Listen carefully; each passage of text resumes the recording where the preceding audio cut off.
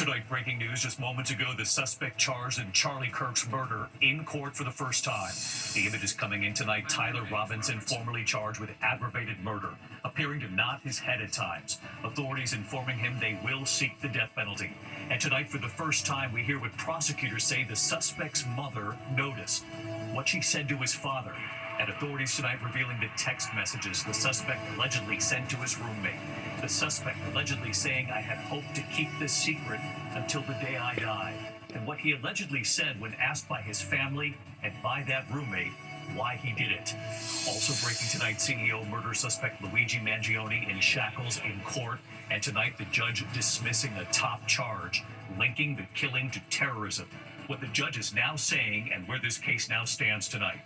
The fiery hearing on Capitol Hill tonight. FBI Director Kash Patel under scrutiny for his firing of FBI agents and his handling of the Jeffrey Epstein files. After years of Patel talking about Epstein demanding answers himself, he's pressed on the Hill tonight. Why are they keeping the rest of the Epstein files from the public? Overseas tonight, Israel launching a major new ground offensive in Gaza City. Hundreds of thousands of Palestinians now struggling to escape. Back in the U.S., the off-duty police officer shot and killed from behind. Dramatic video tonight, the close call at a gas station, an out-of-control car at 65 miles per hour. Tonight, former NFL great Dan Marino revealing his personal battle. And the tributes pouring in tonight for a Hollywood icon.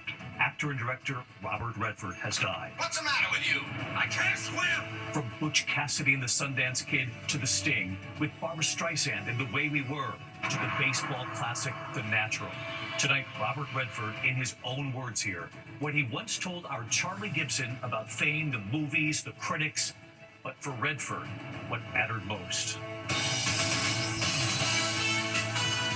From ABC News World Headquarters in New York, this is World News Tonight with David Muir. Good evening, and it's great to have you with us here on a very busy Tuesday night. We begin tonight with the breaking developments in the killing of conservative activist Charlie Kirk. Just a short time ago, the suspect Tyler Robinson and his first appearance in court. The suspect appearing over a video link, the first time he's been seen since his arrest. Utah County Attorney Jeff Gray signaling late today his intent to seek the death penalty. Robinson facing 7 charges now, including aggravated murder, obstruction of justice, and witness tampering. And the county attorney sharing for the first time that suspect's mother, allegedly recognizing her son from the surveillance images and then going to her husband, and he agreed, and what they did next. The county attorney also revealing text messages the suspect allegedly shared with his roommate, saying the suspect disliked Charlie Kirk, texting his roommate, quote, "I had enough of his hatred." And tonight here, the Utah County attorney on what the suspect allegedly said when asked by his family and by his roommate, why. Matt Gutman leading us off again tonight from Utah.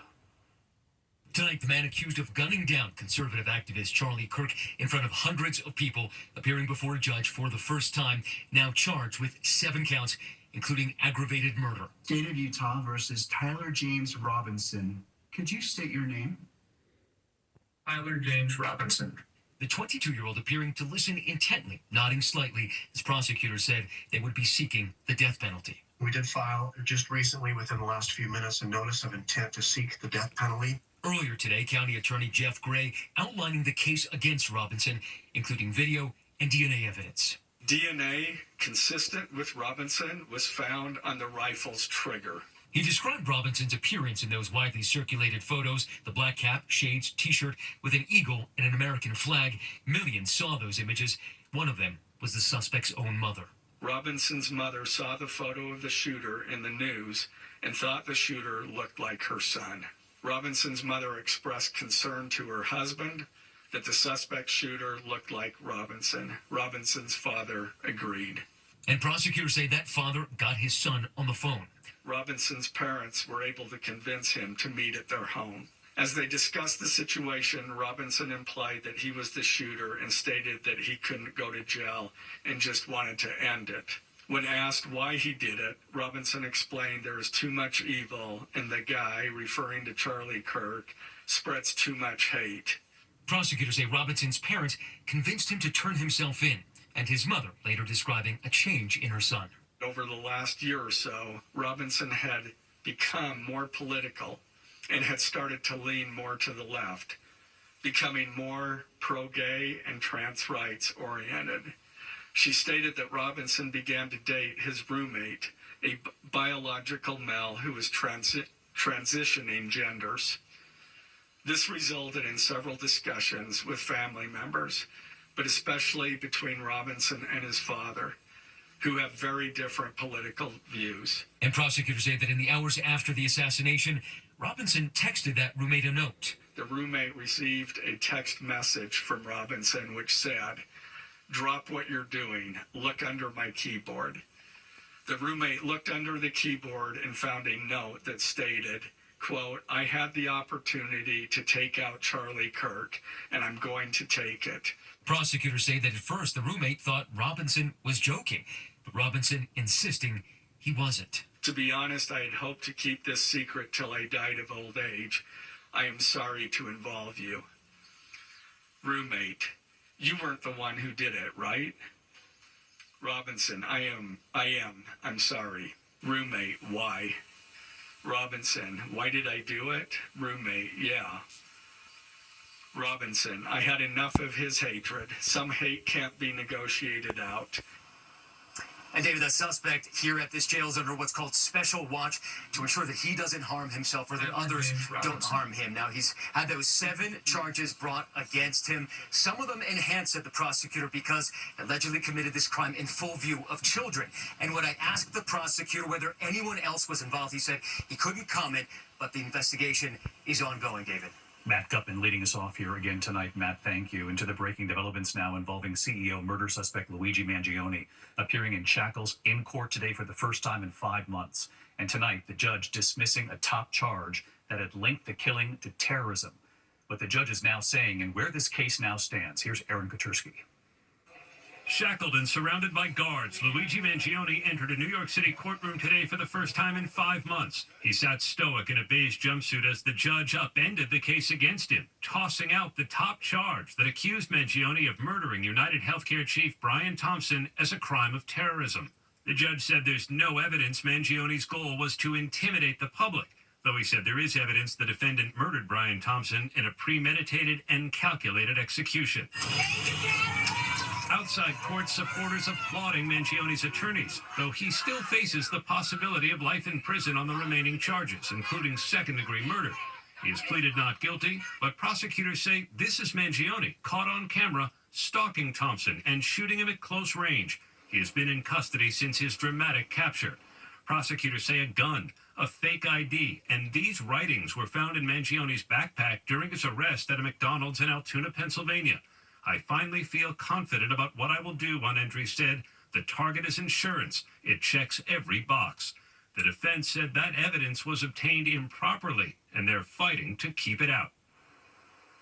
Mangione will be back in court in December, and tonight, David, prosecutors say they're still confident in their case, even though that terrorism charge was thrown out.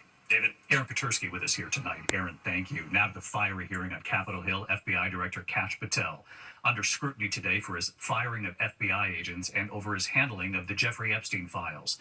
And after years of Kash Patel talking about Epstein, demanding answers himself, he was pressed on the Hill today. Why are they keeping the rest of the Epstein files from the public? Here's Pierre Thomas on that. So help you God. Tonight, FBI Director Kash Patel clashing with Democrats on the Senate Judiciary Committee, who said he was failing as a leader, firing experienced agents for political reasons, and taking agents off their core mission. Charges Patel flatly denies. I believe you have made our country weaker and less safe. I believe that we are more vulnerable to a major event, and I pray to God it doesn't happen. The hearing at times devolving into squabbling. I follow you on your social media posts that tear this country apart. To address your falsehoods. You can try. Patel also facing questions from Republicans about the Justice Department's handling of the Epstein files. Patel spread conspiracy theories about Jeffrey Epstein prior to taking office. After becoming director, Patel at one point refusing, along with the Justice Department, to release any more information. Who, if anyone, did Epstein traffic these young women to besides himself? Himself. There is no credible information. None. If there were, I would bring the case yesterday that he trafficked to other individuals. And the information we have, again, is limited. So the answer is no one? For the information that we have. He also faced tough questions about why Epstein's accomplice, Ghislaine Maxwell, was moved to a less secure prison following her interview with the Department of Justice. Right after she gives this testimony in front of an FBI agent, among others, she's transferred to a minimum security prison not suitable for a sex offender like herself. Who made that decision and why? The Bureau of Prisons. Patel attacking California Democrat Adam Schiff, who is now under DOJ investigation for alleged mortgage fraud. You are a political buffoon at best. David, Patel is back on the Hill tomorrow before the House, and there will be more questions about Epstein for sure. And David, it's likely to be just as contentious, if not more. You'll be following it, Pierre Thomas, tonight. Thank you. Overseas tonight, Israel has launched a major new ground offensive into Gaza City. Hundreds of thousands of Palestinians struggling to escape, many asking, where can they go? Here's our chief international correspondent, James Longman, tonight. Hundreds of thousands of Palestinians tonight are making the desperate escape from Gaza City as Israel launches a massive military operation to occupy it. Airstrikes raining down as tanks roll in, although many say they won't leave and they're refusing to be forced out. The race to get out of the danger zone in cars, on bikes, or just by foot, but nowhere in Gaza is safe. It's not our fault that October 7th happened, says this woman. It's not our fault. Repeated pleas from hostage families, scared for the 48 remaining in captivity, going unanswered by the Netanyahu government, who says the push is needed to destroy Hamas. This, as a UN commission now says Israel is committing genocide in Gaza. The independent commission finding Netanyahu among those responsible for killing civilians on purpose, cutting them off from aid and supplies. A ceasefire seems further away than ever, David. Secretary of State Rubio was today in Doha trying to salvage talks days after Israel tried to bomb the Hamas leadership there. David? James, thank you. And James, as you know, President Trump today saying, I don't know too much about Israel's ground offensive. The president arriving just moments ago in the UK, the first American president to be given a second state visit. The president hosted by the late Queen in 2019. King Charles will roll out the red carpet tomorrow at Windsor Castle. A glittering banquet planned. On Thursday, Prime Minister Keir Starmer will host President Trump at Chequers, of course, his rural retreat. Back here in the U.S. tonight, the tributes pouring in for a Hollywood icon, actor and director Robert Redford. A career of unforgettable roles, from Butch Cassidy and the Sundance Kid to The Sting, with Barbra Streisand and The Way We Were, his baseball dreams and The Natural, and of course, All the President's Men. Tonight here, we look back and what Robert Redford once told our Charlie Gibson about the movies, the critics, and about what mattered most to Redford. Robert Redford was a legendary Hollywood star, though that stardom is what he liked least about it.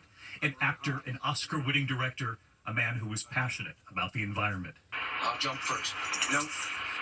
And you jump first. No, I said. What's the matter with you? I can't swim.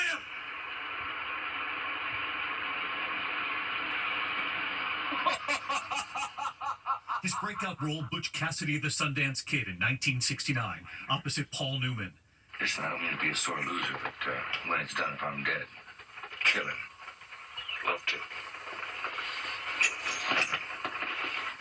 It was just 2 years prior he played opposite Jane Fonda in Barefoot in the Park. How long will you be staying with us, Mr. Bratter? 6 days. And nights? After playing the same role on Broadway, directed by Mike Nichols. Just now, it has suddenly become very clear to me that you and I have absolutely nothing in common. Why? Because I won't go walking barefoot in the park? Redford rising to stardom in the 1960s with a string of blockbuster hits. His good looks and on-screen charm undeniable. You can trust me, you know that. Playing journalist Bob Woodward, covering the Watergate scandal that brought down the Nixon presidency and All the President's Men. If you're gonna do it right. You're my nose. If you're gonna hype it with the facts. I don't mind what you did. I mind the way you did it. You, Kelly. Reuniting with Paul Newman for The Sting in 1973.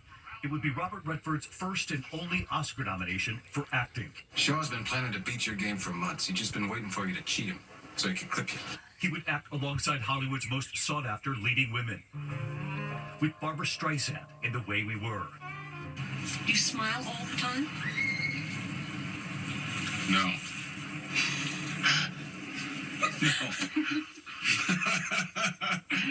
Opposite Meryl Streep in Out of Africa.